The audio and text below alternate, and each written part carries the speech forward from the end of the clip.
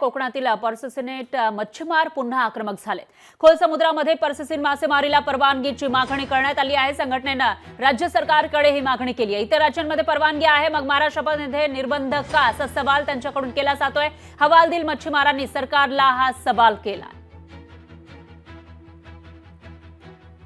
महाराष्ट्रात 720 किलोमीटरचा किनारपट्टा असताना पर्सिसिन मासेमारीला का बंदी घातलेली आहे? येत्या 7 दिवसात 15 ऑगस्टच्या अगोदर शासनाने तातडीची मीटिंग घेऊन इतर राज्यातले फिशरीजचे सेक्रेटरींना बोलवून आम्हाला एकत्र घेऊन आणि जे खरे CMFRI पर्सिसिन वाले सायंटिस्ट आहेत, CIFT चे जे सायंटिस्ट आहेत, जे पर्सिसिनची भूमिका व्यवस्थित मांडू शकतील, त्यांना एकत्रित घेऊन एक नवीन धोरण तयार करण्यात यावा, जेणेकरून महाराष्ट्र 2 लाख टन वरून 8 लाख टन मासे पकडू शकेल। रत्नागिरी असेल, सिंधुदुर्ग असेल, ठाणा, मुंबई, पालघरच्या ठिकाणी ही मासेमारी आता अवगत चाललेली आणि वाढत चाललेली आहे। तर शासनाने या पर्सिसिन धारकांना लायसन्स द्यावे।